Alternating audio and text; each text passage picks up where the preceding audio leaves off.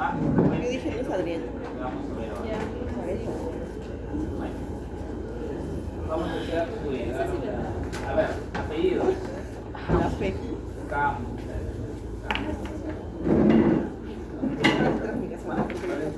Vale. Esos sonidos y Ribari, ¿no?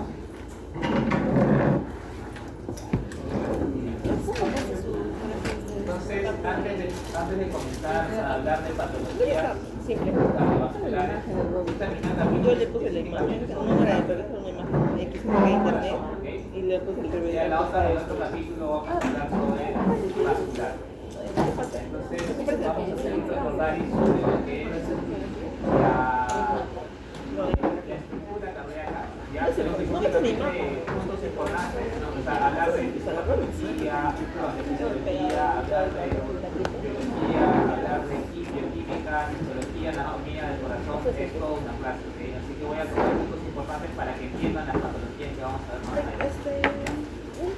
En general, fisiológicamente tenemos, el corazón está formado por tres capas, ¿ya? El endocardio, que es la más interna, que hace la luz del corazón. El miocardio, que es la capa muscular, un músculo especializado, parecido al esquelético, pero no es igual, ¿ok? Y finalmente el epicardio, que está cubierto por un epitelio que es un epitelio de tipo mesotelial, es un epitelio simple, es plano, que es el pericardio. ¿Okay? El pericardio tenemos dos, el visceral y el parietal. Entre ellos hay un líquido, que es un líquido pericárdico. Pero eso lo vamos a ver en la otra clase. ¿Ya? Otra cosa que es importante, la célula cardíaca es una célula parecida al músculo esquelético, pero tiene bastantes diferencias. ¿Okay? Es parecida, pero no es lo mismo. ¿Okay?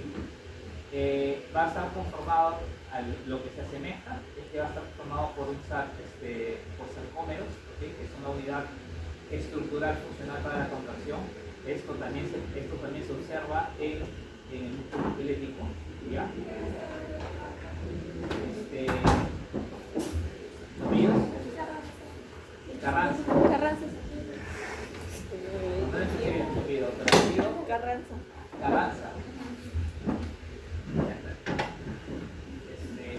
Tenemos una estructura entre célula y célula, vamos a encontrar una estructura que se le conoce como disco intercalado.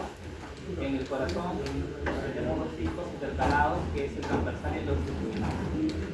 En el transversal vamos a tener las uniones herméticas. ¿Apellido? Pereira. Pereira.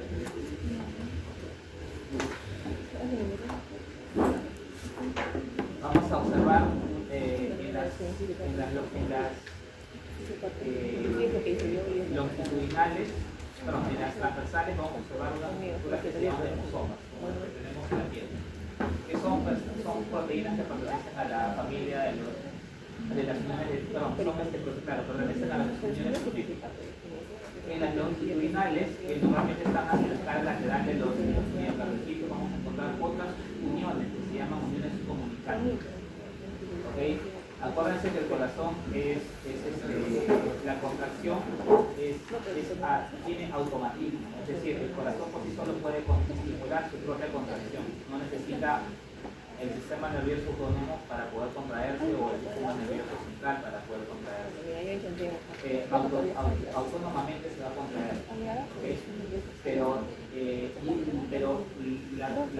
impulso, la polaridad, la despolarización solo le llega a algunos miocardiocitos. Sin embargo, el corazón se contrae o los miocardiocitos se contraen en unísono, ¿no? Todos se contraen. Esto se debe a las uniones comunicantes. La despolarización, que es un intercambio iónico básicamente, como vamos acá, va a estar, por ejemplo, le cae esta y esta le puede transmitir a las demás mediante las uniones comunicantes, porque las concentraciones de sodio y potasio van a poder transmitirse mediante estos comunicantes. A diferencia de las uniones herméticas que vemos en los discos intercalados transversales, en el cual acá no pasa nada. La unión hermética, las uniones de tipo hermética son uniones tan herméticas, por ejemplo, que no pasa ni siquiera una molécula de agua, ni un ion puede pasar por ahí. Entonces, ambas uniones son importantes porque mientras una le permite al corazón, al miocardiocito, darle una estructura una fuerza estructural para evitar que se rompa. Las uniones longitudinales permiten la buena conducción de la despoliarización. ¿Okay? Otra cosa importante que también tiene que ver es la construcción de las válvulas. Las válvulas hay de dos tipos, las semilunares, que son las que están a nivel de la aorta y la pulmonar, y las auriculoventriculares, que es la mitral y la arterial. La válvula también tres regiones histológicamente hablando. Una que es la paz fibrosa, la parte fibrosa, es la que se va a anclar al corazón. ¿Okay? Otra paz esponjosa, que tiene un tejido conectivo medio laxo. Y dependiendo de qué cara, ¿no? Porque las válvulas tienen dos caras, una es el aurículo y otra es el ventrículo, ¿no? Podemos tener una superficie ventricular, que es la cara al ventrículo, y la paz axial, que es al aurículo. Esta es la estructura histológica de una válvula auriculoventricular. Y otra cosa importante también es saber, esto es bien importante, pero ya es súper conocido, ¿no? ¿Cuáles son los sistemas de conducción? El más importante es el nodo sinusal, ¿okay?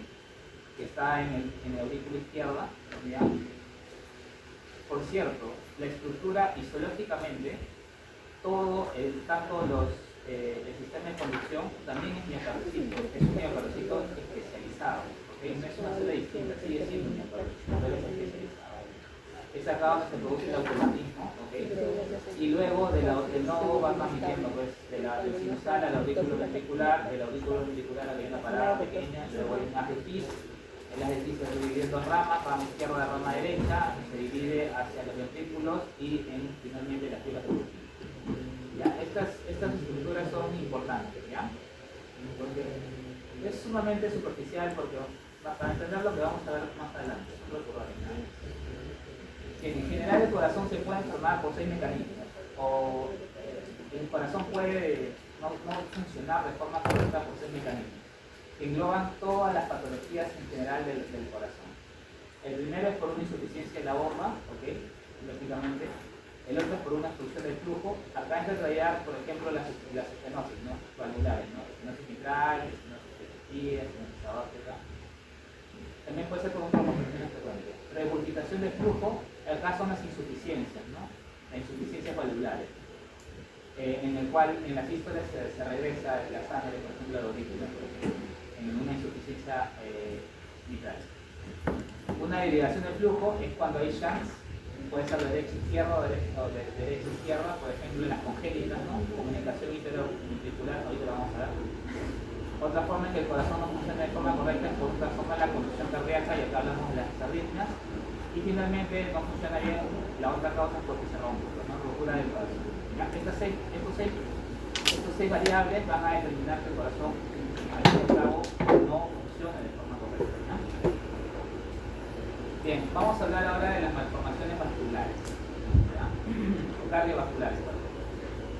Las cardiopatías congénitas, también conocidas como cardiopatías congénitas, vamos a dividirlas en dos tipos: las que son compatibles con la vida extrauterina y las incompatibles con la vida extrauterina. Las incompatibles con la vida extrauterina normalmente ni siquiera llegan a lo mucho llegan a ser embriones, y es la causa frecuente de los abortos en el primer trimestre. Por ejemplo, tiene una paciente mujer que tenía aproximadamente una semana de gestación y aborta. Probablemente una de las tantas causas que pueden ocasionar los abortos del primer trimestre, una es que tenga una cardiopatía congénita que es incompatible con el se mueren rápido, en las primeras semanas no es de las 3 a 8 semanas. Ahora, las que nosotros vamos a ver desde el punto de vista clínico son las que son compatibles. Es así, vamos a observar si el paciente recién nacido nace, el producto nace, vive, y ahí empieza a manifestar, a hacer la manifestación clínica, las veces en la vida extrauterina. Las que son compatibles van a agruparse en tres grupos, ¿no? Por defectos del tabique, por lesiones estenóticas y anomalías del tracto de salida. Estos tres grupos van a englobar casi la mayoría de malformaciones o cardiopatías congénitas. ¿Okay? ¿Por qué se produce una cardiopatía congénita? Tenemos tres factores que van a condicionar las cardiopatías congénitas: factores ambientales, lógicamente infecciones, ¿no? Citomegalovirus, el virus, todo lo que pertenece al TOR, ¿okay? Fármacos y algunos agentes tóxicos, ¿no? A los que se pone la gestante, ¿ya? Luego tenemos factores genéticos, ¿ya? Y acá entra a tallar, agrupar en dos tipos: factores genéticos por mutaciones a nivel de tipo ploidías, o sea que se pierde un cromosoma o se pierde un segmento del cromosoma. O sea, una cosa, a ver, vamos a ver, tú tienes por ejemplo un cromosoma, vamos a ponerlo. Vamos a suponer que pierdes el brazo, uno de los brazos, todo se pierde, ¿okay? Se pierde, ¿okay? O más bien puede ser que ganes otro brazo. ¿Qué pasa acá? Si pierdes, estás perdiendo un gen, estás perdiendo una gran cantidad de genes, porque este cromosoma tiene una gran cantidad de genes. Entonces, y si lo ganas, estás adquiriendo un grupo más de genes. A ese tipo de mutaciones en pérdidas de cromosomas de todo un grupo de materiales genéticos se le conoce como ploidía o cromosomía. Ejemplo clásico, el síndrome de tipo ploidía más frecuente y que está relacionado con enfermedades congénitas es el síndrome de Down, ¿no? Sí, cromosomía, ¿no? Trisomía 21, ¿sí? El más frecuente de todos, ¿sí? Ese es el más frecuente. También tenemos mutaciones de gen único, ¿no? Por ejemplo, tienes un gen y un gen nomás se muta, no se pierde todo el cromosoma, acá solamente un gen nomás está mutado. Acá sí es mucho más variable, ¿no? La variabilidad es mucho mayor, pero teniendo en cuenta que es mucho menos frecuente.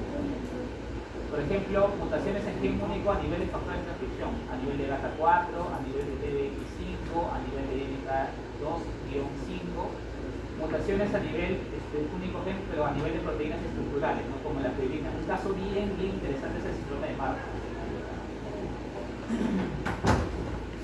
Apellidos. Mellado. Coma y Mellado.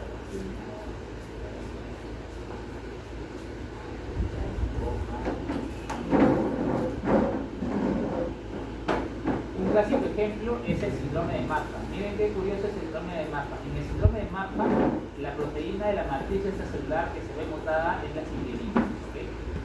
Entonces, la fibrilina es una proteína de matriz extracelular que está en los estromas de todo el cuerpo. Tiene una función, aparte de tener su función estructural, tiene una función muy importante que es secuestrar un factor de crecimiento, que es el factor de crecimiento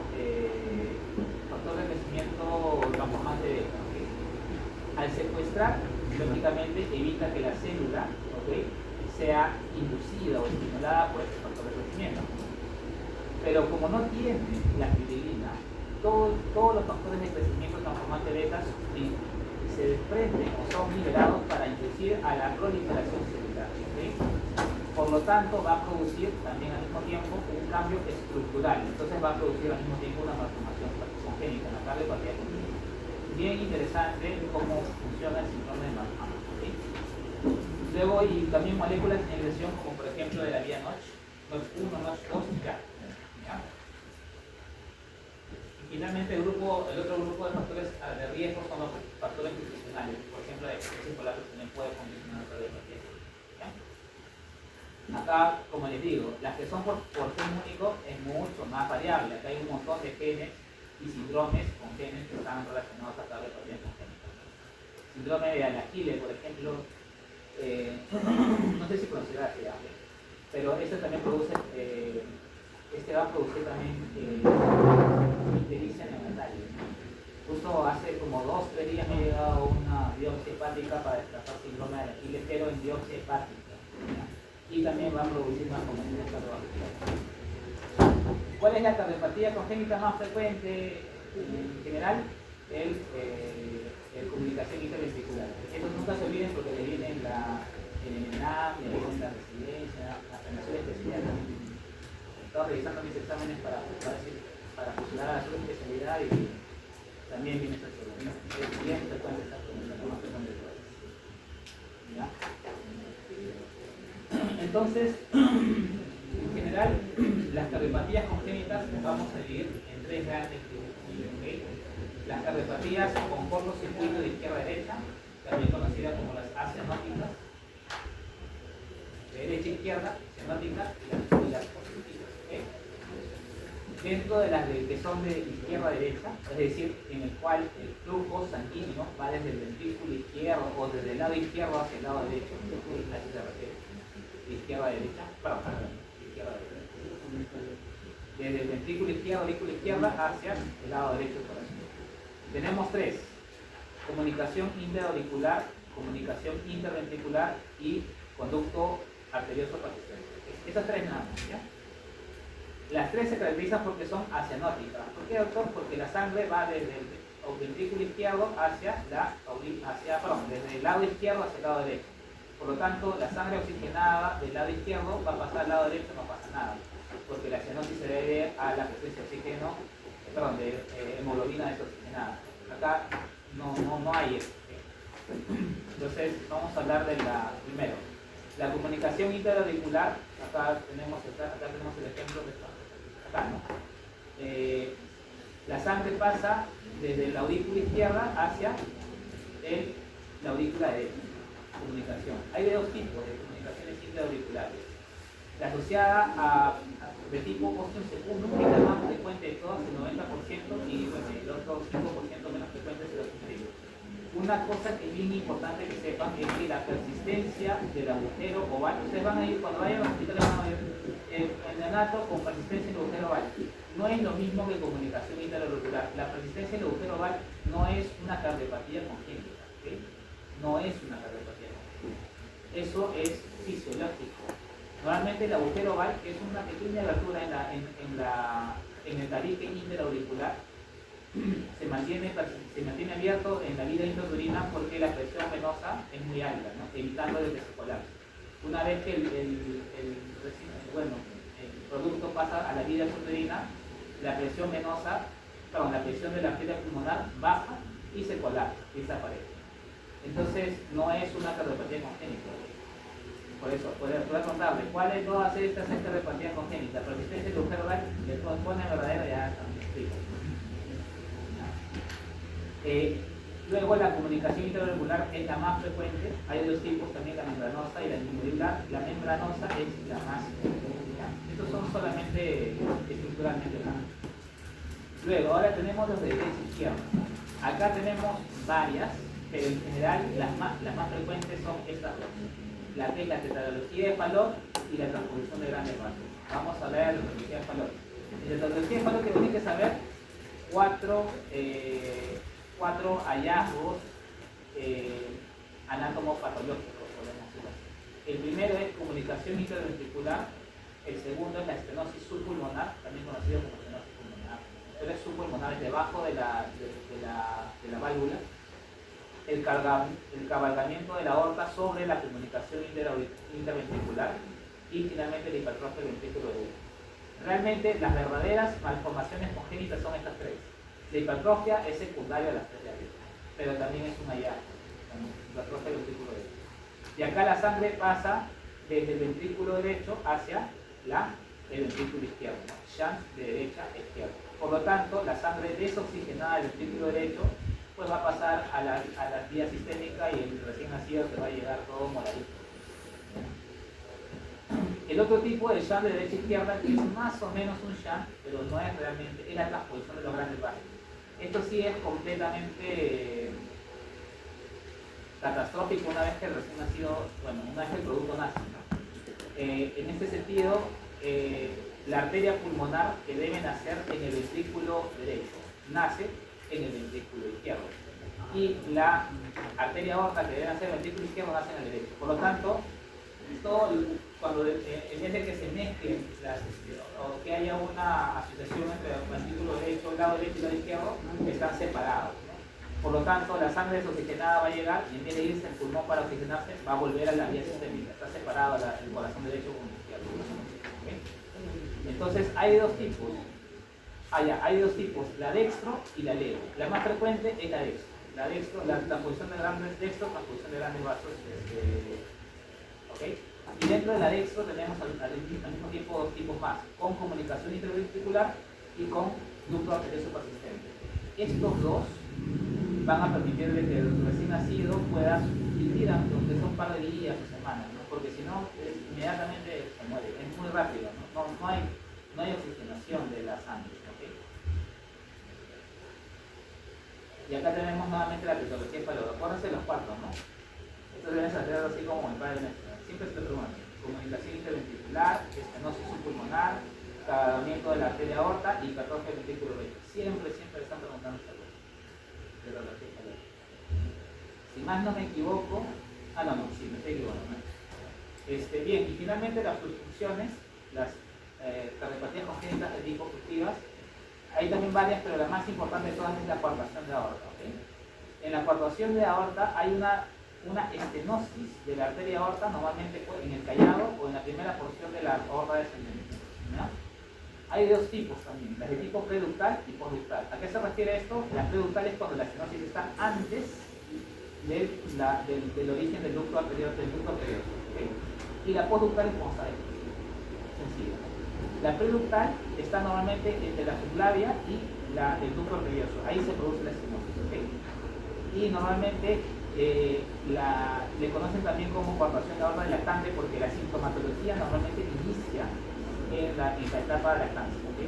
En cambio, la postductal, que se debe a un engrosamiento y la estenosis es secundaria del engrosamiento del ligamento arterioso, que es este de acá, el postductal está posterior al conducto arterioso.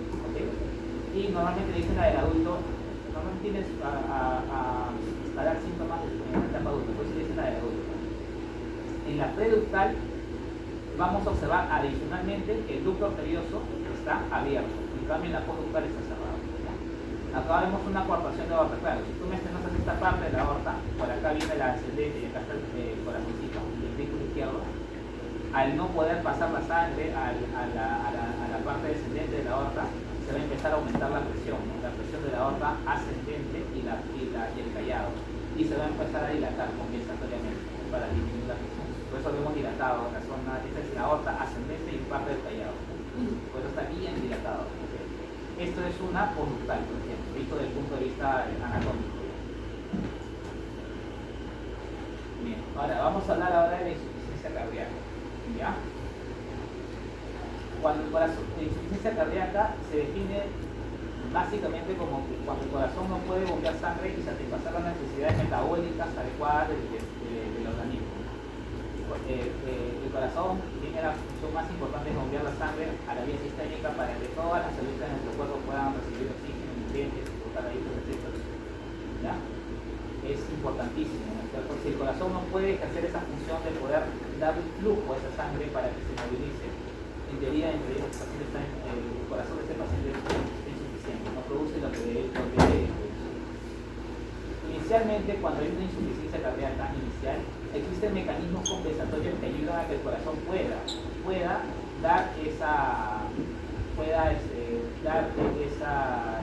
compensar esa insuficiencia inicialmente. Y se debe a cuatro mecanismos principalmente. Primero, por los mecanismos de Frank-Starling. Debido a que normalmente, vamos a tomar el ejemplo del ventrículo izquierdo.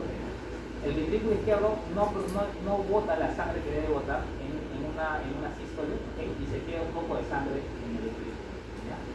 Entonces, en la siguiente se va a tener un poquito más, se va a tener un poquito más y se va a tener un poquito más. ¿Qué va a pasar? Que va a haber mayor cantidad de volumen en el ventrículo izquierdo. Esto va a producir una mayor expansión de los miocardiocitos y va a inducir el mecanismo de Frank-Starling, en el cual, al haber una mayor expansión, una mayor presión a nivel del miocardiocito, la fuerza con la que se contrae el miocardiocito va a ser mucho mayor. De esa manera intenta compensar la acumulación de sangre que está bien. Entonces, más o menos sería así, ¿no? El corazón no puede contraerse porque es insuficiente por muchas causas. Entonces, en la primera sístole se queda esta remanente de sangre. En la segunda se queda en la tercera se queda en la cuarta se queda esta remanente, se llena el ventrículo, porque es insuficiente, porque no puede botar la sangre hacia la vía sistémica.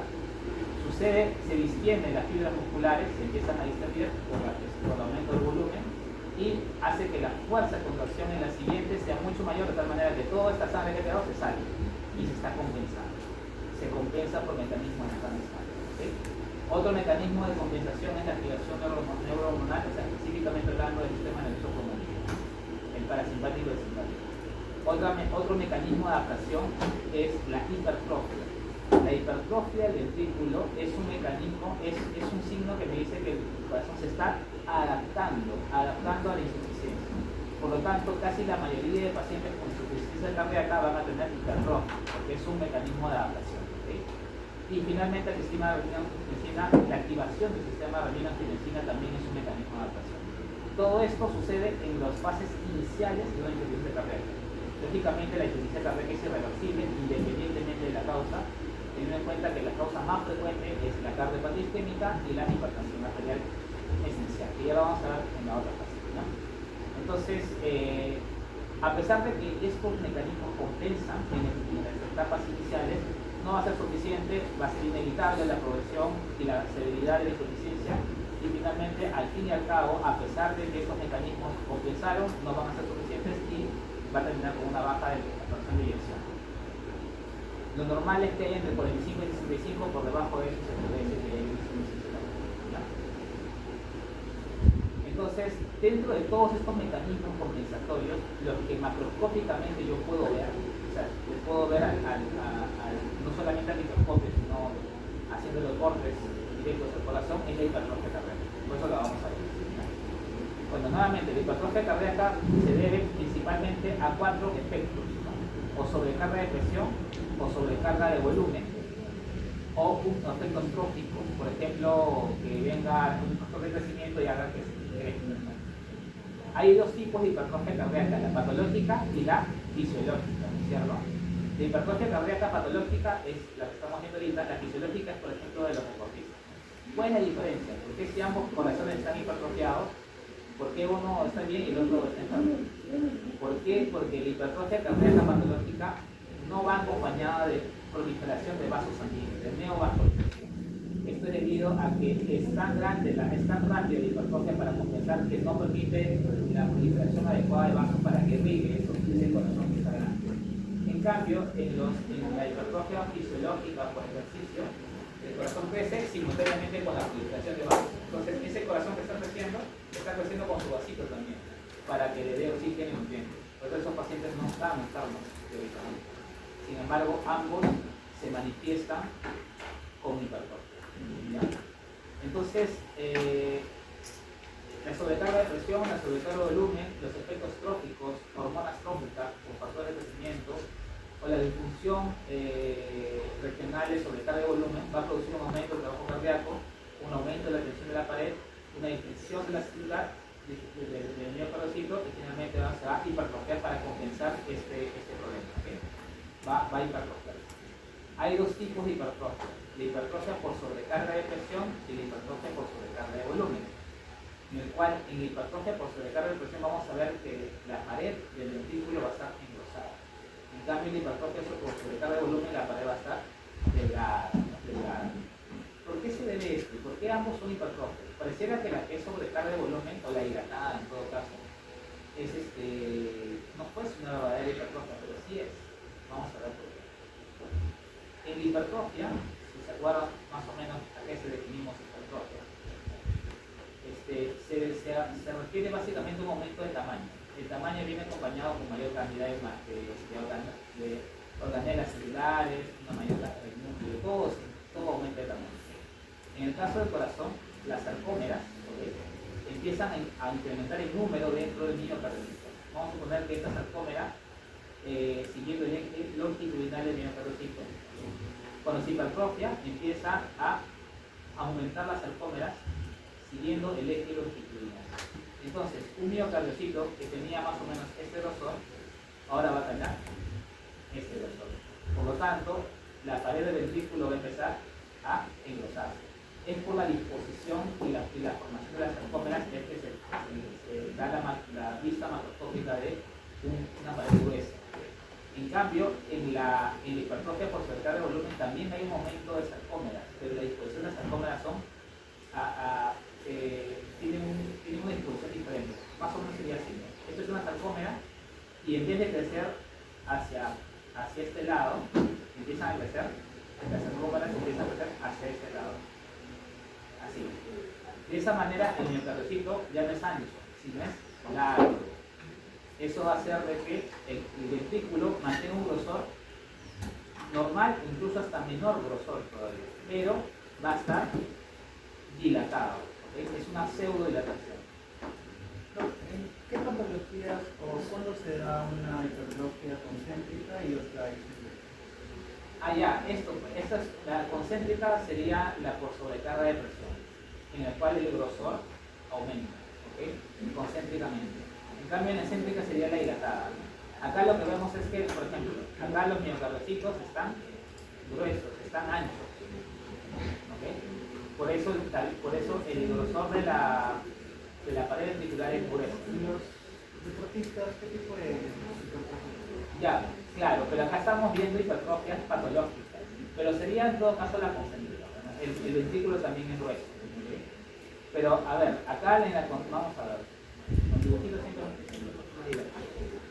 En el caso de la patológica hay un aumento del tamaño de los miocardiocitos, ¿ok? Pero no hay un aumento de la demanda de sangre, o sea, no hay formación de nuevos vasos. Por lo tanto, al no haber vasos, pero el miocardiocito necesita más sangre para poder contraerse, porque está grande, necesita mayor cantidad de sangre, va a empezar a sufrir isquemia. Por lo tanto, la hipertrofia patológica siempre va hacia la baja. En cambio, en la del deportista también hay lo mismo. También hay un engrosamiento, hay un aumento del tamaño de los miocardiocitos, pero esto va acompañado con proliferación de vasos sanguíneos, dándole suplencia a la necesidad del miocardiocito de poder contraerse.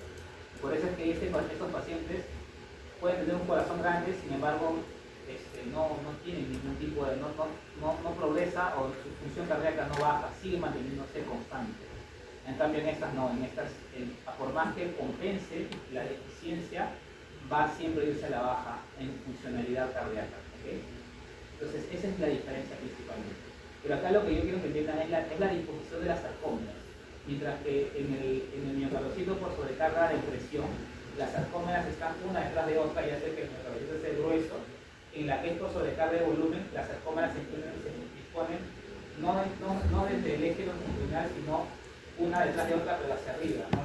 Vertical, podríamos decirlo así. De tal manera de que el miocardiocito en la sobrecarga de presión se ve grueso, ¿no? En cambio, en la sobrecarga de volumen se ve alargado, así es.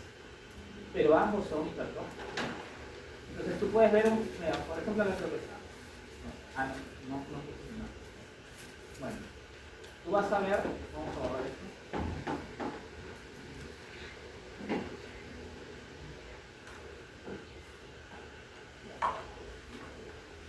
Tú vas a ver acá un corazón normal, un corazón hipertrofiado por sobrecarga de presión y otro corazón hipertrofiado por sobrecarga de volumen. Y la pared es delgadita, más delgada que lo normal todavía. Pero tú pesas a ambos y ambos, tanto el de presión como el de volumen, están incrementados en peso, ¿okay?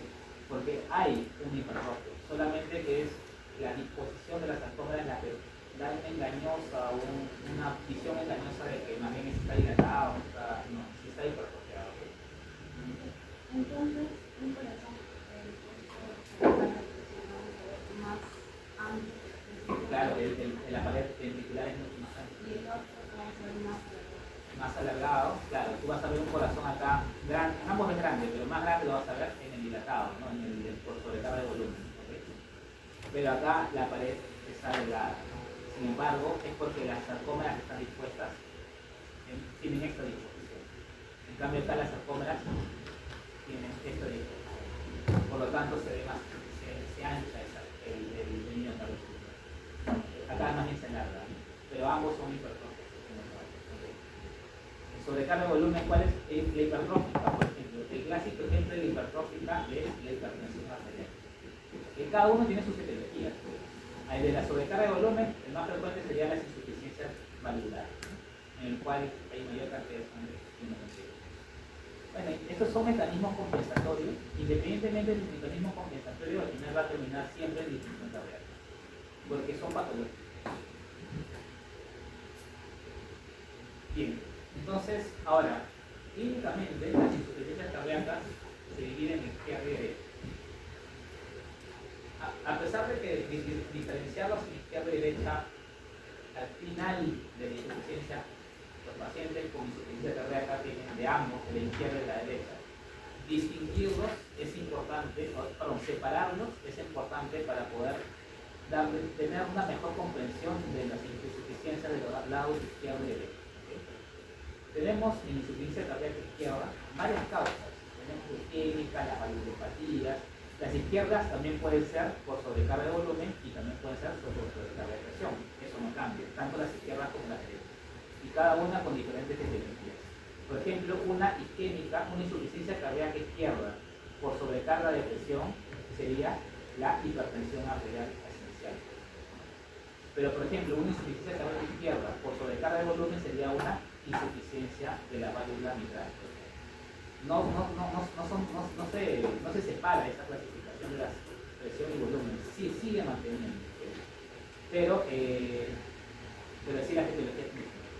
Entonces, existen dos tipos de insuficiencias cardíacas izquierdas, sistólicas y sistólicas. Pero doctor, usted me dijo que la insuficiencia cardíaca era con fracción de eyección menor del 65%, perdón, menor del 45%. Y en la diastólica dice que la fracción de eyección está conservada, ¿no? Sí lo he leído, ¿no? Está conservada. Acá sí está baja, ¿no? Acá sí no hay problema. Pero la diastólica está conservada. Pero entonces, ¿por qué es insuficiencia si la fracción está conservada? Porque es un porcentaje. Acuérdense ustedes que la fracción de eyección es porcentaje, ¿okay? No es un volumen determinado. Entonces, vamos a suponer lo siguiente. Vamos a suponer de que tengas una, no sé, una cardiopatía restrictiva, ¿no? Una cardiopatía restrictiva, en el cual el corazón no se puede llenar porque se está empezando la matriz está cambiando, se está fibrosando y no se puede llenar de forma correcta. Entonces, el corazón se va a llenar en un porcentaje ideal, ¿okay? Vamos a poner en un 80% siguiente, ¿ya? Y luego cuando sale hacia la vía sistémica va a salir el 40-45% y va a quedarse con 45%, perdón, va a salir con un 40 o 65%. O sea, porcentualmente es normal, pero la cantidad de volumen que ha llegado es baja porque no ha permitido una buena distribución de electricidad. ¿Okay? Por eso es que la diastólica tiene fracción de eyección normal, pero es una falsa percepción de la fracción de eyección, sigue siendo insuficiente. ¿Okay? Porque estamos viendo la fracción de eyección desde el punto de vista porcentaje. Si lo vemos en volumen, ahí sí es baja. ¿Okay? Acá sí, pues diastólica sí, la fracción de eyección está baja. Acá sí, morfológicamente ya vamos a ver un paciente con insuficiencia cardíaca, hipertrofia del ventrículo, ya sea la hipertrofia, como habíamos visto, la por presión o por volumen, que eso va a depender de la causa que esté condicionada en la insuficiencia cardíaca.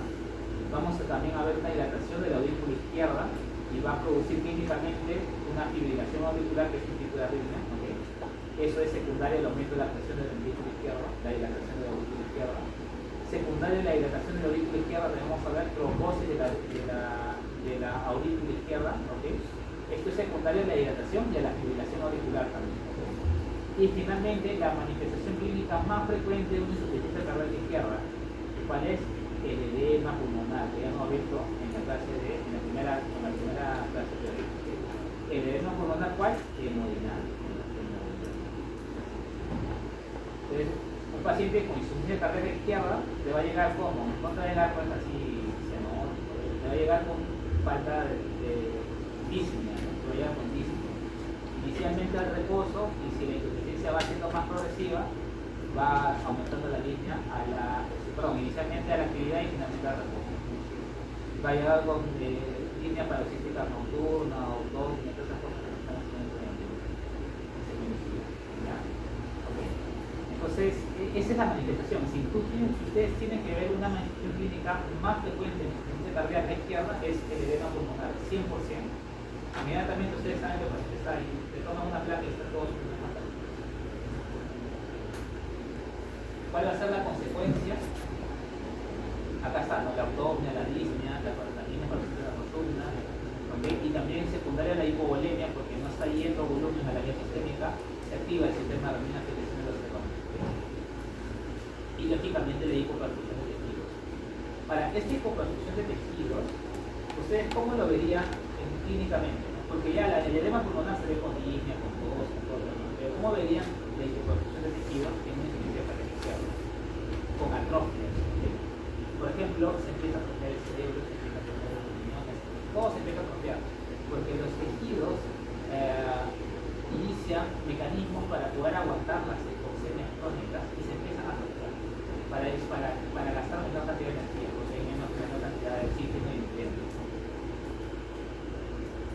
Bien, y luego la derecha. ¿Ok? La insuficiencia cardíaca derecha se manifiesta principalmente con edemas. Esa es la característica más importante. Edemas en dónde? En todos lados. Edemas en el tejido subcutáneo, edemas a nivel. Acuérdense que edema no solamente es acumulación de líquidos en el intersticio, sino también en las cavidades, ¿no? En la cavidad abdominal, en la cavidad pleural, ¿okay? Derrames pleurales o ascites, también es una característica. También vamos a empezar a ver edemas del sistema del hígado y de la vía cava, de la glándula. Va a haber hepatomegalia, esplenomegalia, porque se está desmatizando más que todo. ¿Okay? Los del hígado, a ver, acá viene la vena cava, en sus ramitas, y las ramas de la vena cava inferior finalmente no van a desembocar, sino van a dar lugar la vena centrolobular en el lóbulo hepático, La centrolobular es la que se ramifica y finalmente da la cava. Por lo tanto, si hay un aumento de la presión en la cava inferior, la necrosis, ¿dónde va a ser? Centrolobular. Aumento de la presión. Entonces, y los edemas, ¿no?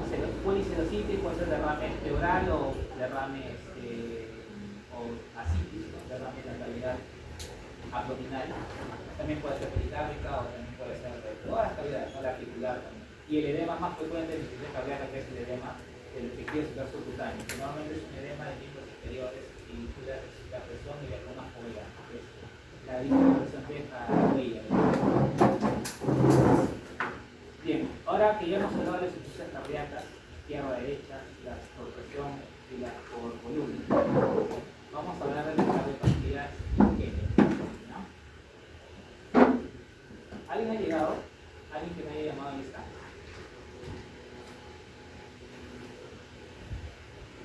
Y acá sí la cosa se va a poner un poco más bien. Es importante que entiendan muy bien la cardiopatía isquémica. ¿Y por qué? Porque no sé si es la primera, me parece que esta es la primera o segunda causa de muerte a nivel del mundo. De todas las enfermedades que pueden haber en el mundo, la más importante o la que más produce enfermedad es la isquémica. O sea, es tan frecuente esa enfermedad que siempre lo van a ver, ¿no? No necesariamente el infarto, ¿no? Sino algún tipo de cardiopatía isquémica que vamos a ver cuáles son. Entonces, la causa más frecuente de una cardiopatía isquémica es la arteriosclerosis coronaria. Claro, la arteriosclerosis coronaria, por una obstrucción. Ahorita vamos a ver un poco mejor. La otra clase vamos a ver con mucho más detalle cómo se produce una arteriosclerosis coronaria. Pero por el momento hay que saber de que la cardiopatía isquémica es producida secundariamente por la presión. Para que se produzca algún tipo de isquemia, ¿okay? Necesita el 75% de obstrucción de la arteria coronaria, pueden ser cualquiera de las coronarias que vamos a ver ahorita, pero el 75%. Y con el 90% ya la isquemia incluso es al reposo, ¿no? Porque con un 75% el paciente puede hacer alguna actividad y ahí recién iniciar los síntomas isquémicos, de isquemia del corazón, pero con un 90% ya es al reposo, ¿no? Que está haciendo síntomas. Bien, clínicamente la cardiopatía isquémica envuelve 4 grupos, ¿okay? El primero es el infarto de miocardio, el segundo es la angina de pecho, el tercero es la cardiopatía isquémica crónica o la miocardiopatía crónica y el cuarto es la muerte súbita cardíaca. ¿Ya? Esos 4 escenarios clínicos se pueden presentar en un paciente que tiene una cardiopatía isquémica. Esos 4 escenarios. Nuevamente, ¿no? Entonces, la cardiopatía isquémica puede englobar estos 4 escenarios. ¿Okay? Bueno, y acá falta la cardiopatía crónica. Pero, este era, ¿no? Infarto de miocardio, angina de pecho, cardiopatía isquémica crónica y la muerte súbita. Ahora, en la angina de pecho, a su mismo tiempo se divide dos tipos, ¿no? La estable y la inestable. ¿Ya? Vamos a hablar sobre la angina de pecho. Tenemos 3 variantes de angina de pecho, pero 2 de ellas son las más importantes, pero existen 3 aquí en Estado. La estable, la inestable y la angina de pecho. Esta de acá es muy poco frecuente. No está íntimamente relacionada a la coronariopatía por aterogenia, ¿okay? Tiene otras causas, pero también está dentro del grupo de las anginas. Pero las que sí están relacionadas son a la enfermedad coronaria, la estable y la inestable. Acá La diferencia entre estable e inestable va a estar en relación al estado de la placa de la ateroma que esté condicionando la angina. Por eso es que también por eso es que más adelante vamos a completarlo, la angina con la placa, los estadios de la placa de la ateroma. ¿Okay? Pero en general, la angina estable, en una angina estable, la placa de la arteria coronaria es una placa que, si bien es cierto, obstruye gran parte de la luz de la arteria coronaria, es una placa que no se complica. ¿Cuáles son las complicaciones de la placa de la arteria coronaria, perdón, de la placa de la arteria coronaria? Sí, la ruptura, la erosión o la hemorragia. Eso lo vamos a ver en la otra clase. ¿Okay? Entonces, como no se complica, pero sí obstruye la luz de la arteria coronaria, va a condicionar sintomatología normalmente con el esfuerzo, con la actividad física. ¿Okay? Normalmente en esas condiciones va a producir la angina, que es el dolor precordial, ¿no? En cambio, la angina inestable hace relación a una complicación de la placa. Esto normalmente se ve una placa y ya se complicó. O que se ha roto, o que se ha erosionado, o que se ha hecho una hemorragia dentro de la placa. Cualquiera de esas tres complicaciones de la placa va a condicionar en el corazón una angina inestable. ¿Okay? ¿Cuál es la diferencia entre una angina inestable y un infarto de miocardio? Y eso también es muy importante que lo sepan. La angina de pecho, clínicamente, en angina hay isquemia. También en estable y inestable hay isquemia, pero no hay muerte. Todos los miocardiocitos en su corazón, bueno, el corazón de su paciente siguen vivos aún, pero están sufriendo de la lesión. Acuérdense en pato 1 que una lesión puede ser reversible o irreversible, ¿no es cierto? La irreversible, ¿cuál es? La necrosis y la apoptosis. ¿Okay? Entonces, claro, puede que una lesión directamente produzca que una célula se lesione irreversiblemente, o sea, una lesión directa con necrosis o apoptosis, o puede que una lesión primero pase por una lesión celular, primero sea reversible, y si progresa, pasa a una forma irreversible, que sea necrosis o apoptosis. ¿Cuál es la diferencia? Que las reversibles, tú quitas la lesión y la célula vuelve a su estado normal. Es una lesión, pero todavía no la está matando, todavía está aguantando la lesión. En cambio, una lesión irreversible, la célula ya murió. Ya es sinónimo de que ya está muerto. En las anginas inestables, ¿okay? El dolor, la clínica a veces es muy parecida al infarto agudo de miocardio, es muy parecida. Pero la diferencia es que en una angina de pecho inestable, el corazón todavía está vivo, está sufriendo, está lesionándose, pero aún está vivo. Todos los miembros están vivos. En cambio, en el infarto ya hay un porcentaje, ya empieza a haber un 1%, 2% que se están muriendo. ¿Okay? Ahora, clínicamente, ¿cómo debe ser? Porque ambos, la angina estable y el infarto de miocardio, muy probablemente te lleguen con la misma sintomatología. ¿Cómo sabes tú que el infarto de miocardio es un infarto de miocardio o que es una angina inestable? Muy fácil, ahorita lo vamos a ver, pero muy fácilmente es por la definición de la necrosis. En la necrosis que hay ruptura de la membrana, ¿no es cierto? Membrana plasmática, se rompe por definición intrínseca de necrosis. En parte de la necrosis hay ruptura o, claro, pérdida de continuidad de la membrana plasmática. Si es un infarto de miocardio y hay ruptura de la membrana plasmática, se van a empezar a salir todo el contenido del citoplasma del miocardiocito, ¿no es cierto? Y estos, ¿qué contienen? Pues tienen proteínas de la contractilidad, ¿no es cierto? Enzimas, ¿no es cierto? Como cuáles, el CPK, la troponina y la mioglobina, claro, el CPK, perdón, el CPK y la troponina, la troponina. Si tú ves en la sangre una elevación de troponinas o CPK asociado a una sintomatología de angina de tipo inestable, esto ya es un infarto agudo de miocardio. Porque en teoría, una angina inestable no hay muerte, la membrana sigue indemne todavía. Por lo tanto, no deberían haber enzimas en la sangre, ¿no es cierto? Teóricamente. Otra forma es el EKG. El EKG también tiene signos indirectos de poder saber si hay o no hay infarto dependiendo de la electroconductividad. Y ambos van a definirse. Entonces, tú tienes un paciente con dolor de tipo angina. Tú quieres definir inmediatamente, lo que tienes que hacer es hacerle unas troponinas, o más fácil, que es mucho más rápido, porque esta cosa se demora por media hora. Bueno, estamos en o un EKG que es mucho más sencillo. Rápidamente tú defines, es un infarto o es una angina inestable. Ambos con perspectivas distintas, porque ambos son marginalistas diferentes. Mientras en la angina puedes rescatar hasta un 100% del corazón haciendo algunas maniobras, en el infarto ya sabes que va a haber un porcentaje, ya hay un porcentaje de corazón muerto. Y lo que tú tienes que hacer es rescatar lo que todavía no está muerto. Eso es lo que tú tienes que hacer. ¿Okay? Pero la definición son completamente diferentes, ¿ya? A pesar de que son clínicamente muy parecidas. Y también lo condicionan las mismas causas, ¿no? Que era los ateromas a nivel de la arteria coronaria. ¿Ya?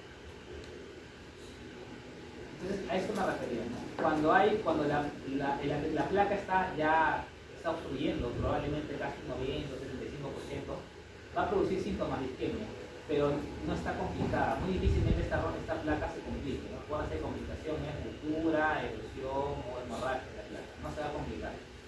En cambio, con una placa está recién madurando, tiene alta probabilidad de complicarse, y son estas las que van a producir la angina o el infarto miocardio. Y una angina sí puede evolucionar un infarto miocardio, pero no son iguales. ¿Sí? Bien, entonces, como les mencioné, que el miocardiocito empieza a sufrir isquemia no significa que ya se murió, ¿okay? Está vivo todavía, no lo mata, está vivo. Pero claro, el tiempo que se puede aguantar esa isquemia va a ser variable, ¿no? Pero en general, en los primeros segundos de la isquemia que hay una baja de la isquemia, ¿cierto? Por lo tanto, ya que la ATP funciona, la contractilidad funciona directamente con la energía de ATP, va a haber una pérdida de la contractilidad. El ATP normalmente se reduce a un 50% en los primeros 10 minutos y a un 10% en los primeros 40 minutos. A partir de los 20 a 40 minutos ya empieza a haber injuria irreversible. ¿Cómo se produce eso? Por lo tanto, pero si tú lo pides la troponina en los primeros 20 o 40 minutos, te va a salir negativa. ¿Por qué? Porque todavía las enzimas están en el intersticio, no ha pasado a la sangre. Pasa la sangre y sean detectables. Pero ya a partir de estos minutos ya hay necrosis. Que se necrose un miocardiocito ya es infarto. Ok, eso es infarto. Bien, y acá tenemos diferentes tipos de infarto, ¿no es cierto? Tenemos los transmurales y los subendocardios. ¿Okay? Los infartos miocardiales, hablando específicamente de infartos, los transmurales y los subendocardios. Inicialmente los infartos son subendocárdicos, porque la parte de la pared del ventrículo inicialmente sufre de isquemia en la zona subendocárdica. Esta zona de acá. Por eso es que primero el infarto es subendocárdico, ¿okay? Y claro, si tu de isquemia ya es transmural, toda la pared del ventrículo está ¿ya? El subendocárdico es en las primeras 2 horas y transmural ya mismo. ¿Ya? Y acá.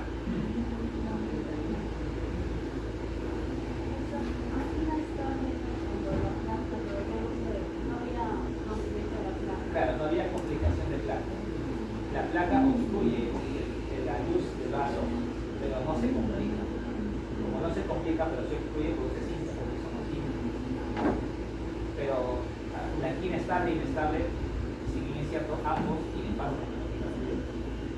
Clínicamente se manifiestan con dolor precordial, la angina.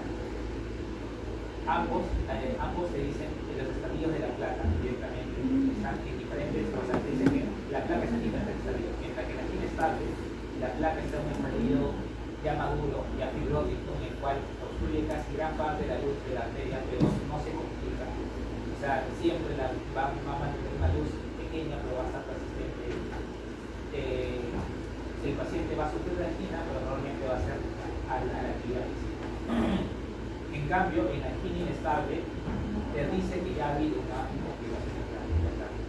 ¿Cuál es la diferencia? Que a pesar de que en la angina estable, la placa está obstruyendo casi toda la luz, bueno, un gran porcentaje de la luz del vaso, siempre hay un porcentaje de luz que está persistente y que permite al menos darle un poco de sangre al corazón. En cambio, en la angina estable, que te dice que hay una complicación de placa, lo más probable es que todo el vaso esté obstruido. Porque la complicación de placa, ya sea ruptura, ya sea hemorragia o ya sea erosión, va a transformarse en una trombosis de la luz. Y eso obstruye casi siempre toda la luz de la arteria. Toda la luz de la arteria. Ahora, las complicaciones de placa no siempre te obstruyen toda la luz de la arteria. O te pueden obstruir toda la luz de la arteria y luego un tiempo se vuelve a recanalizar. Por porque inmediatamente se activan mecanismos fibrolíticos para intentar recatalizar. Pero eso ya lo vamos a ver la próxima. El tema solamente vamos a entrar en infarto miocardio. Estos dos deberían estar íntimamente relacionados. Para que entiendan, infarto miocardio, cardiopatia coronaria, pero los hacen para reuniones. Ya. A ver, ahora, el infarto miocardio no es que ya diagnostiqué mi infarto. Vamos a dar una perspectiva clínica, ¿no? El paciente te viene con dolor precordial, ¿ok? Y tiene criterios clínicos de angina o bien inestable o infarto miocardio. Le hace su CPK, su troponina o le pide su EKG y sale que es un infarto, ya está en infarto, ya se está muriendo parte de su corazón. Ahora, no es suficiente con eso, tienes que saber, tienes que decirle al doctor qué pared del ventrículo está muriendo, ¿okay? Y eso lo puedes predecir en el EKG, y tú al saber la pared que se está muriendo, puedes saber la arteria que está obstruida. ¿Por qué? Porque al saber la arteria que está obstruida, tú le haces un intervencionista y le recanalizan la arteria. Entonces, con saber la pared, sabes la arteria que está obstruida, ¿ya? En general, vamos a ver así. La coronaria derecha, ¿okay? Y la coronaria izquierda. La izquierda da una rama que se llama la circunfleja, ¿okay? Y también da otra rama que es la descendente anterior, ¿okay? La derecha también da ramas, pero vamos a tomarla como derecha aquí, no como ramas, ¿okay? Entonces, tres arterias o tres ramas de las coronarias se pueden obstruir: la circunfleja, la descendente anterior y la coronaria derecha, ¿ya? La descendente anterior, ¿qué caras del ventrículo irriga? Acá está.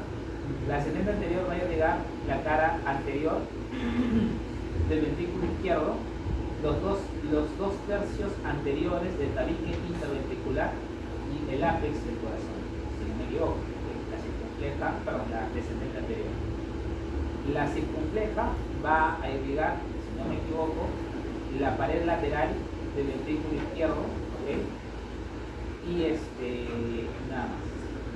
Y la derecha va a irrigar todo el ventrículo derecho más la cara posterior del ventrículo izquierdo más el tercio posterior del tabique interventricular. Así me está viendo, ¿no? Entonces, acá está, ¿no? Cara anterior del ventrículo izquierdo, dos tercios anteriores del tabique interventricular y la puntita del corazón. Esa es la descendente anterior, pues está acá, ¿no? Descendente anterior. La circunfleja va a pegar la cara lateral del ventrículo izquierdo. Y la derecha va a pegar la cara posterior del ventrículo izquierdo, el tercio posterior del tabique interventricular y todo el ventrículo derecho, ¿no? Acá vemos en ambos contextos infartos murales, ¿no? Todo el espesor del ventrículo está muerto. Pero también hay no transmurales o subendocárdicos, como vamos a ver. Bueno, no transmurales. ¿Qué enfermedades podrían producir infartos no transmurales, de tipo no transmurales? Por ejemplo, un shock hipovolémico, ¿no? Cuando hay un shock hipovolémico, ¿okay? La sangre, hay baja de la sangre para todos los órganos, el riñón, el cerebro, el pulmón y también el corazón. Entonces, como la primera que se muere es el endocardio, el subendocardio, porque es lo que más distal llega a la sangre hacia esa parte del corazón, el subendocardio es lo primero que empieza a morir. Pero en una hipotensión global o en un shock hipovolémico, cualquier tipo de shock, puede haber infarto miocardio, pero de tipo subendocárdico, ¿no es cierto? Ahora, otra cosa, por ejemplo, émbolos, ¿no? Los émbolos también producen infartos no transmurales. Por ejemplo, una fibrilación auricular, ¿no? Una fibrilación auricular produce pequeños émbolos trombóticos, pero acá ya los émbolos llegan a ramas mucho más distales de las coronarias, no estas no principales, sino más distales, y te produce una necrosis así empunteada. ¿Okay? O puede ser, por ejemplo, que ha habido una coronariopatía, una ruptura, una complicación de la placa, pero que hubo un infarto, pero luego se recanalizó, ya sea porque lo lograron atender a tiempo, ya sea porque la propia coronaria se recanaliza.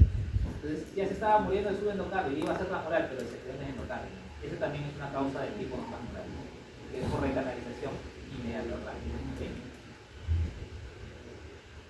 Bien, entonces ahora vamos a ver esto de acá, cómo se ve histológicamente. Este cuadro es bien complejo, bien denso. Pero vamos a intentar sintetizarlo.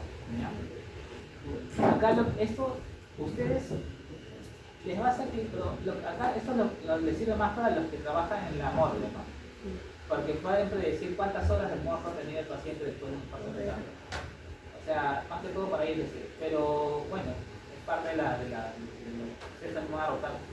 Pueden trabajar también como médico de seguramente. Así que eso sería más fácil. En la primera hora, a las 4 horas, macroscópicamente no hay nada. ¿Ya? Y lo que se va a ver sí es como que las fibras musculares van a estar ondeadas. Esto se debe a que como ya no hay ATP, ya no hay contractibilidad y las fibras empiezan como que a hacer así medias ondearse.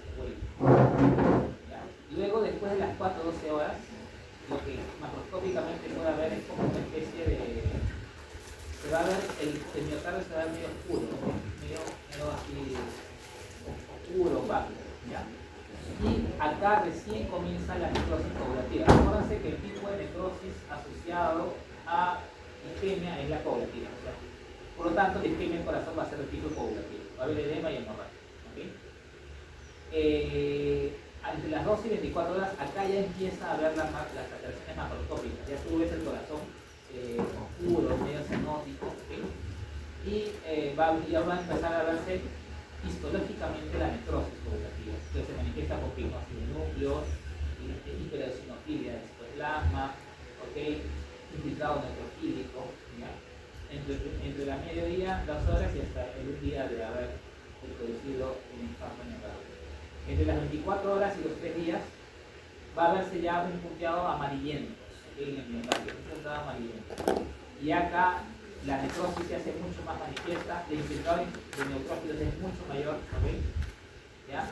Luego entre los 3 y 7 días ya empieza a ver, ya no es punteado, ahora ya es una zona amarillenta en el corazón, ¿okay?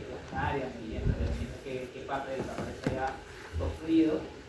Y acá ya empiezan a ver, los neutrófilos empiezan a destruir como una especie de necrosis liquefactiva de los miocardios.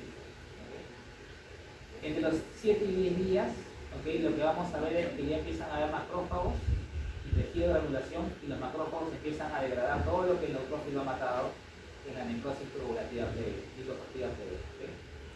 Entre los 10 y 14 días empieza a haber un tejido de granulación mucho mayor y empieza a haber las primeras depósitos de colágeno. Entre las 12 y 8 semanas el depósito de colágeno es mucho mayor y empieza a disminuir la celularidad del tejido. Y finalmente, en los 2 meses que queda, una cicatriz. Ya una cicatriz que queda ahí. Esto, no sé si lo van a ver en práctica. Creo que sí lo van a ver en práctica. Así que para prácticas lo tienen que analizar. Pero no va a haber examen, ¿no? No hay examen práctico. Solamente hay... sí, antes había examen. Tenían que decir todo. Bien, creo que acá vamos a reír, ¿ya? 10 minutos. Mecanismo contradictorio, ¿okay? Porque en realidad la isquemia había sido previamente condicionada por la obstrucción de una arteria coronaria o de una rama, pero una vez que tú logras, que tu propio organismo logra desobstruir ese obstáculo, ¿okay? Ya sea por medio invasivo ustedes mismos o porque el mismo la arteria lo obstruye, el corazón, en vez de mejorar, en vez de volver a su normalidad, se empieza a morir. Entonces es un mecanismo, es una consecuencia bien peculiar del corazón y tiene varias causas. ¿Por qué se muere más aún teniendo la sangre vuelve nuevamente al tejido? ¿Sí? La primera es por la difusión mitocondrial. Bueno, son 4: difusión mitocondrial, alteración del citoesqueleto, agregación depositaria y lo más importante, la formación de los radicales libres. Cuando una célula, en este caso la muscular cardíaca, Cuando una célula experimenta isquemia, hay una reducción del oxígeno, ¿ya? Empieza a cambiar su síntesis o su metabolismo de un metabolismo aerobio a un metabolismo anaerobio, ¿no es cierto? Eso creo que todos lo saben. Lo que gobierna el metabolismo aerobio es la mitocondria, ¿no es cierto? Donde sucede la fosforilación oxidativa. No sé si ustedes se acuerdan, pero al final de la fosforilación oxidativa, el último electrón que salta entre los complejos, el ultimito, tiene que saltar y unirse a una molécula de oxígeno para formar H2O, agua. ¿Okay? Este mecanismo de saltos y de donar un electrón a una molécula de oxígeno para que se transforme en agua es un mecanismo bastante peligroso para la célula. ¿Por qué? Porque en ese momento en donde, por ejemplo, el oxígeno el O2 recibe un electrón, recibe otro electrón, luego acá recibe uno y recibe otro, recibe cuatro electrones. En ese momento puede ser que no se transforme en agua, sino se transforme en un radical libre. Lógicamente la evolución de las células eucariotas, en este caso nosotros los mamíferos, ha condicionado a que ya sabe que esto puede suceder.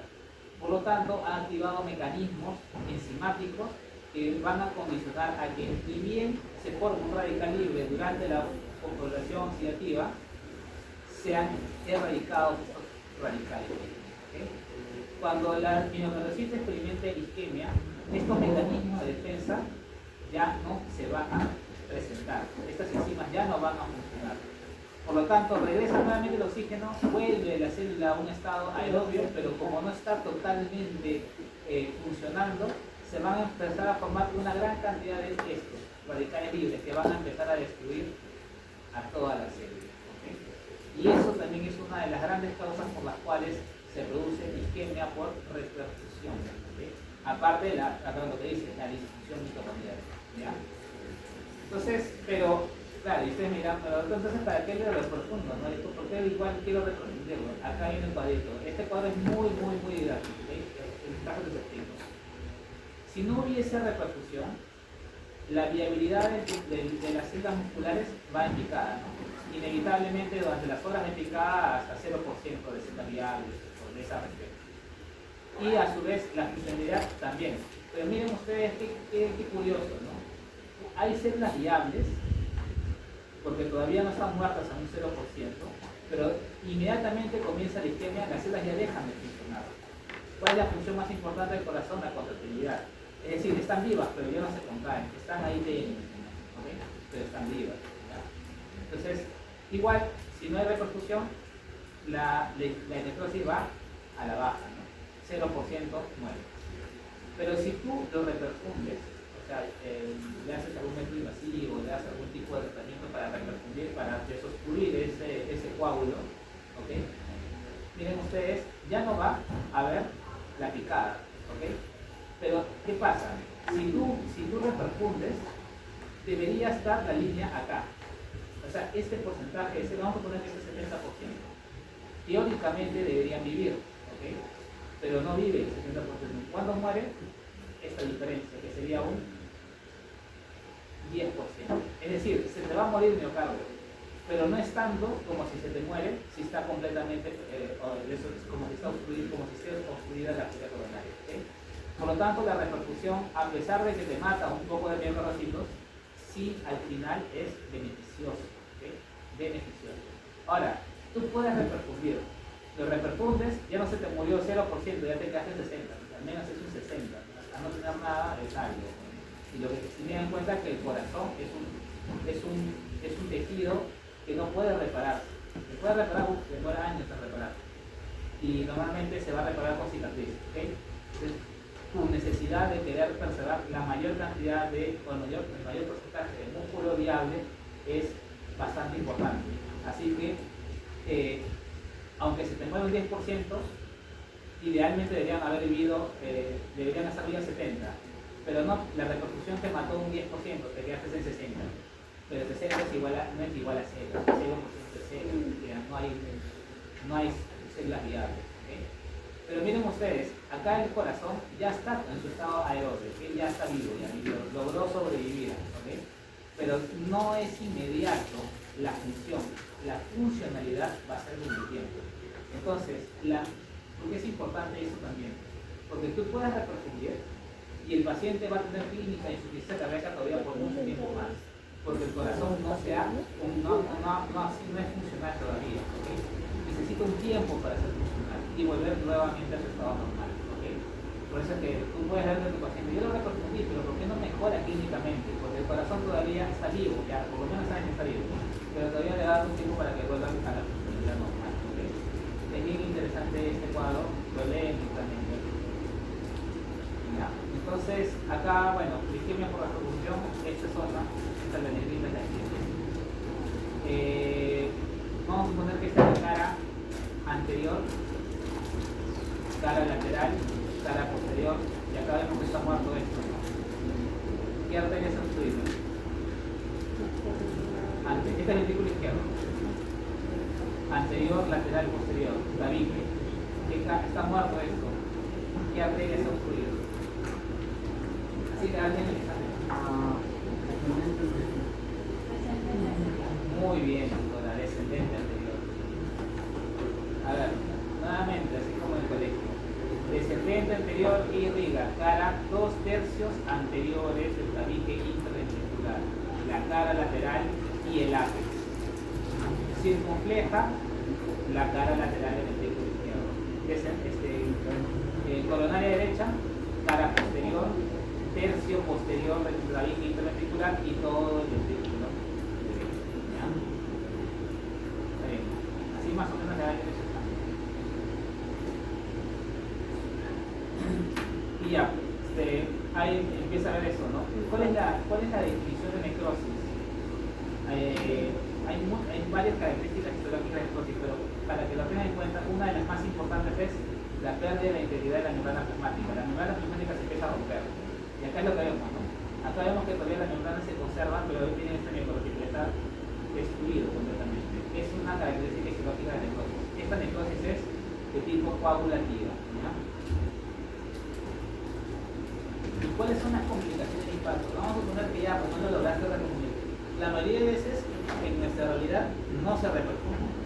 Porque siempre llegan después de las 24 horas, ya cuando todo está muerto. Cuando ya hay una necrosis transmural. Tú lo que quieres es agarrarle el músculo endocárdico, pero ya está transmural. Por lo tanto, tú ya esperas encontrar estas complicaciones. Disfunción contráctil, eso se refleja en qué? Insuficiencia cardíaca izquierda, arritmias, ¿okay? Como cual la fibrilación auricular, pero también hay varias otras. Ruptura miocárdica, que es una complicación severa, bastante grave del infarto miocardio, ¿no? Pericarditis, fibrinosa, fibrina hemorrágica, infarto ventricular izquierdo, derecho, ¿okay? Si es que es la coronaria derecha. Bueno, expansión del infarto se hace referencia de que fue en esta zona, pero luego se empieza a expandir geográficamente. Trombos parietales. ¿A qué se refiere trombos parietales? Que se empiezan a formar trombos en las cavidades. ¿Okay? Se empiezan a formar trombos en las cavidades auriculares, también puede ser en las cavidades ventriculares. Porque hay varios mecanismos por los cuales se puede formar un trombo. Y eso lo vamos a ver también bastante chévere y lo otra clase. Los trombos se pueden formar por varias causas. Normalmente un corazón sano como el de nosotros no se forma trombos, ¿no es cierto? Pero acá sí se forma. Una de las causas es por hipocontractibilidad.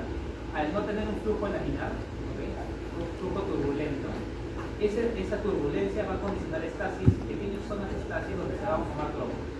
También eso tienes que aumentarle en el aurículo izquierdo la fibrilación auricular. Entonces, trombos parietales también es una complicación del infarto miocardio. Entonces, a veces te viene como un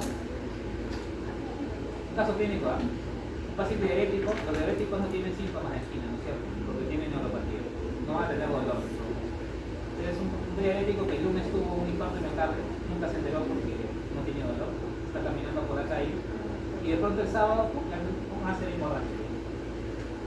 ¿Por qué? Luego tú empiezas a ver causas de ACV, corazón. Buscas el corazón, tiene una fibrilación auricular. ¿Por qué? Y haces un EKG, infarto miocardio. ¿Okay? puede ser la primera manifestación clínica de un infarto total. La complicación, y no necesariamente el dolor. ¿Ya? Aneurisma ventricular. O sea, cuando se muere el corazón naturalmente, o sea, todo el grosor del corazón se muere, el ventrículo se muere, puede que se dilate, o sea, se adelgaza este corazón, se adelgaza. ¿Sí? Y eso se le conoce como aneurisma ventricular. O puede que se rompa, ruptura del ventricular. Esas dos complicaciones son asociadas a la necrosis transmural. Y acá tenemos una ruptura, por ejemplo. Ruptura. Ahora, la ruptura se va a no piensen que ya la sangre se va a extravasar a la cavidad torácica, no. Lo va a mantener bien el pericardio. Entonces vamos a tener un signo de ruptura, es el hemopericardio, ruptura del corazón. Se va a llenar un coágulo dentro de la cavidad pericardio. No en la cavidad, sino en el subpericardio. ¿Okay? Aneurismas, miren. En esta pared, en este grosor de pared, miren esta cosita, una nadita de pared, aneurisma ventricular. Y acá también se forman trombos, ¿no? Luego se estructura de las papilas de las válvulas auriculoventriculares también. Y la otra que habíamos visto todas, ¿no? Angina estable, inestable, infarto de miocardio. Bueno, no hemos visto todavía la miocarditis crónica por isquemia, pero y la otra que nos faltaba era la muerte súbita. Por el corazón hay varias, no solamente el infarto de miocardio, también tenemos arritmias como la fibrilación ventricular, ¿okay? Muerte súbita, estenosis aórtica, prolapso de la válvula ventricular, que ya lo vamos a ver, miocarditis, ¿sí? Pero la más frecuente de todas es el infarto de miocardio. Entonces, muerte súbita. Esta es una de tipo cardíaca, también muerte súbita por otras causas, pulmonares, cerebrales. Bien, cardiopatía hipertensiva.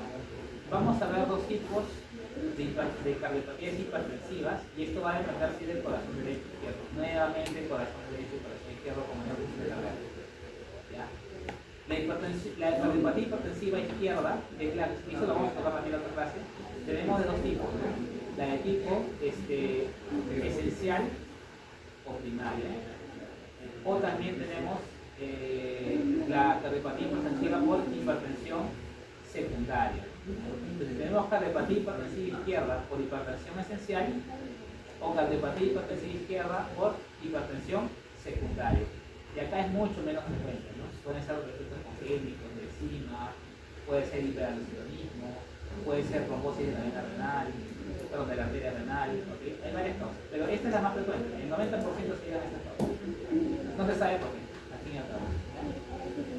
Y la cardiopatía hipertensiva derecha hace referencia a la hipertensión pulmonar. ¿Okay? Ya me hemos dicho cuáles son las 5 causas de hipertensión pulmonar, o sea, los 5 grupos de hipertensión pulmonar. ¿Cuáles serán? Por vasos sanguíneos, por enfermedad parenquimatosa del pulmón, como por ejemplo EPOC o enfermedad intersticial, por trombos, por trombosis venosa profunda, tromboembolismo pulmonar, idiopático, no me acuerdo. Estos también van a condicionar una cardiopatía hipertensiva derecha porque van a producir hipertensión pulmonar. ¿Cierto? Eran las 5 causas de hipertensión.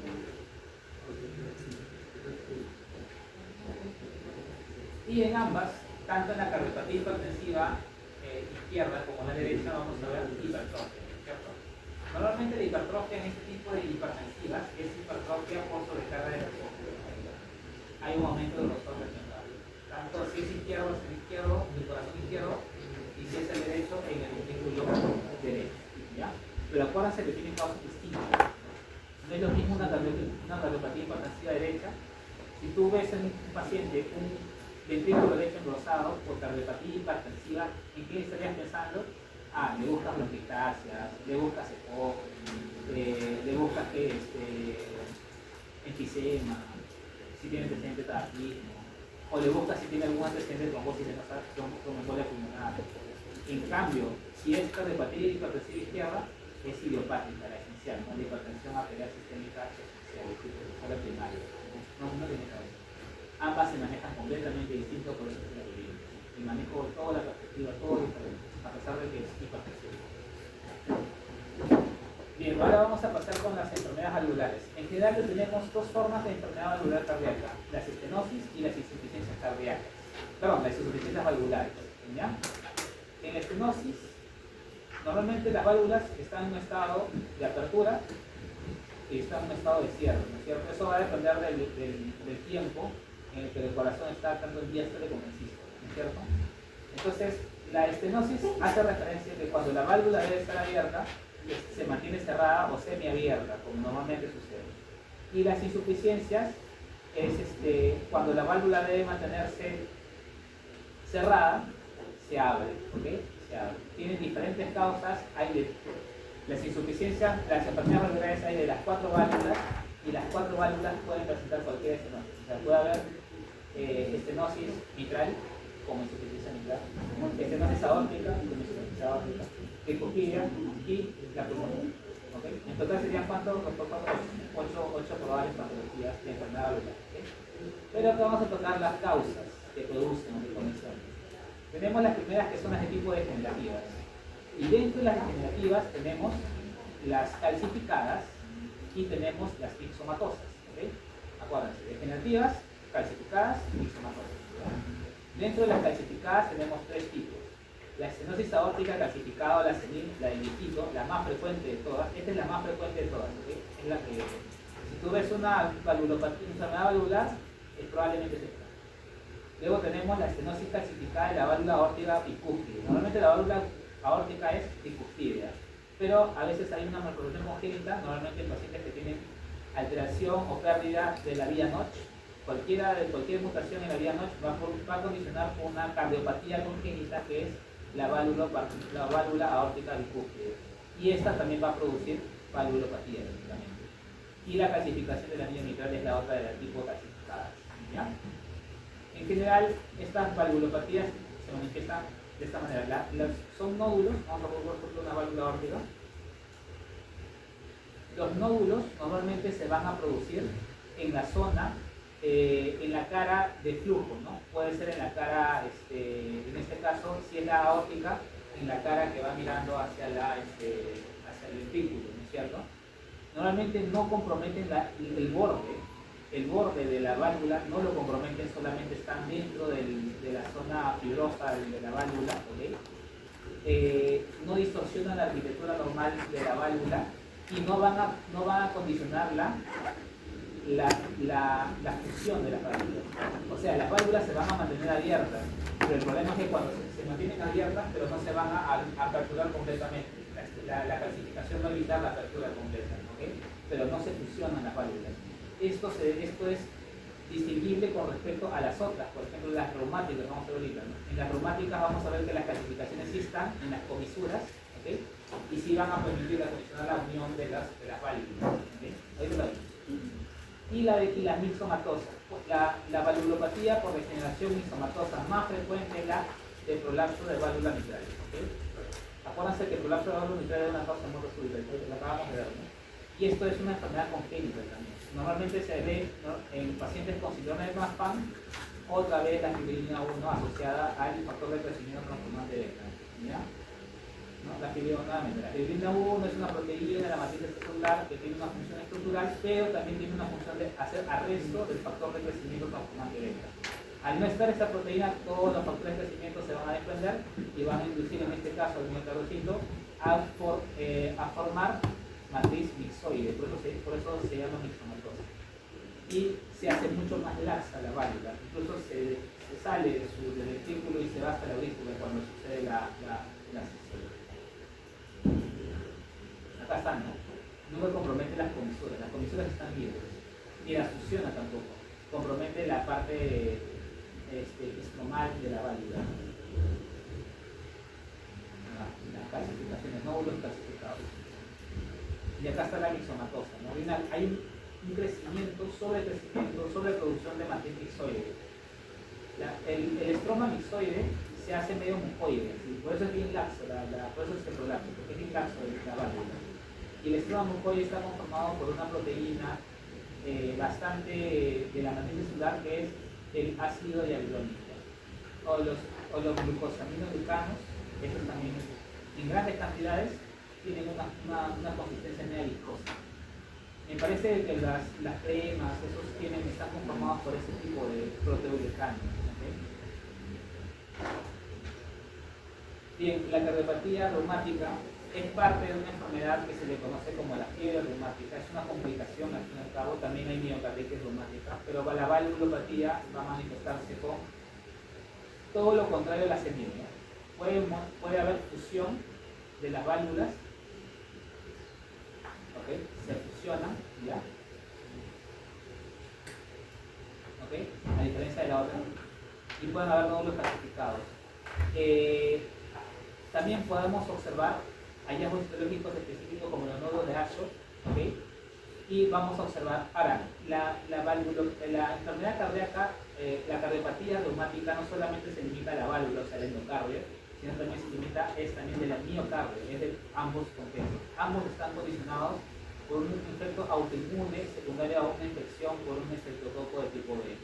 El estreptococo de tipo B se forman anticuerpos contra pero lamentablemente es una reacción cruzada con el miocardio y con el endocardio y empieza a haber una enfermedad autoinmune en el miocardio y en el endocardio.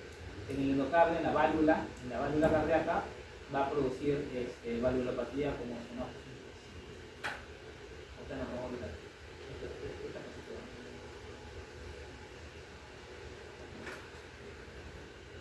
Y la célula, parece en moruga, es la anexo de la cardiopatía reumática. Bien, ahora otra causa de cardiopatía, de valvulopatía es la endocarditis infecciosa. ¿Okay? Normalmente la endocarditis infecciosa hay varias clasificaciones, agudas, subagudas, crónicas, por tipo de infección, pueden ser bacterianas, micóticas, menos frecuentes parasitarias. ¿Okay? Y también pueden ser primarias o secundarias. Normalmente son secundarias. ¿Qué significa? Que la válvula se infecta previamente sobre una válvula interna. Por ejemplo, una valvulopatía reumática puede condicionar a una endocarditis infecciosa. Puede ser también sepsis, ¿no? Hay un sobrecrecimiento de bacterias dentro de la sangre y también van a infectar las válvulas cardíacas. ¿Okay? Todo condicionado por todo va a terminar en una endocarditis infecciosa. ¿Ya? Normalmente las agudas se manejan muy bien con antibióticos. Las subagudas son bien difíciles de curar. Ustedes ven en los hospitales cuando están en cardio, los pacientes con endocarditis infecciosa de tipo subaguda normalmente terminan haciendo ese recambio valvular. En cambio las agudas sí se pueden manejar bien. Ya, vamos a avanzar rápido. Las presentaciones no infectadas. Las no infectadas, y me olvidaba, una cosa que va a producir las endocarditis son estas como pequeñas vegetaciones infecciosas. ¿Okay? Estas se desprenden, ¿ya? Y van a producir como émbolos sépticos, ¿okay? Los micóticos sépticos, ¿ya? Ahora, las enfermedades autoinmunes también pueden producir estas vegetaciones. No se confundan con los nódulos calcificados, ¿okay? Esos son nódulos calcificados, ya son vegetaciones. Las vegetaciones van a estar conformadas por fibrina, células necrosadas y por ahí colonias bacterianas. Son completamente distintas. ¿Okay? Las vegetaciones también pueden verse en causas no infecciosos, como por ejemplo autoinmunes. Una causa es el lupus eritematoso, el síndrome antifosfolipídico también es otra causa de vegetaciones infectadas.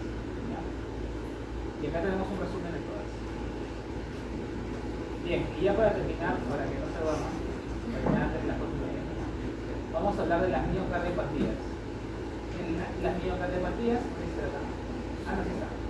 se dividen en tres grupos en general: las dilatadas, las hipertróficas y las restrictivas. ¿Ya? Ahora, acá viene un punto. Doctor, ¿se acuerda que había hipertrofia ventricular por presión o por volumen? Que la de volumen era dilatada y la otra era media engrosada, o sea, es parecido, pero no es lo mismo, porque las miocardiopatías son enfermedades por sí solas, o sea, son un grupo de enfermedades. ¿Okay? No es que histológicamente y macroscópicamente se vean parecidas, no son lo mismo, son iguales. ¿Ya? ¿Cuál de las tres es la más frecuente? Es la dilatada, no, perdón, la hipertrófica, ¿ok? La hipertrófica es la más, la dilatada es la más frecuente de todas, ¿ya? ¿Por qué es la más frecuente de todas? Porque estas pueden tener causas primarias y secundarias, ¿ok? Las causas secundarias pueden ser, por ejemplo, por alcohol, pueden ser, por ejemplo, por embarazo, por virus, ¿ok? Y las primarias son congénitas mutaciones genéticas a nivel de proteínas estructurales del citoesqueleto y también del esqueleto de membrana.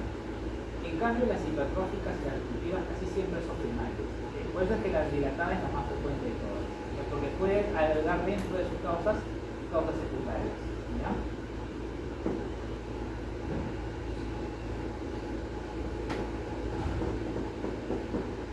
Acá estamos, la dilatada familiar, pero también pueden tener otras causas, ¿no? Viral, alcohol, por embarazo durante el periparto, la hemocromatosis también es una causa de la dilatada. ¿Okay?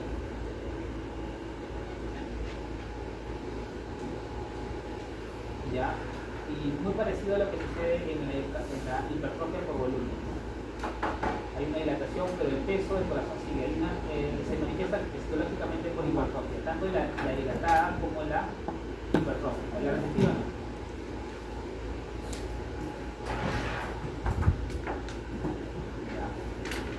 Ya creo que ahí lo dejamos. La hipertrófica es congénita, casi siempre es congénita. Si yo les pregunto algo de las miocardiopatías, podría ser la dilatada, es lo que tiene causa secundaria. ¿Ya? Listo.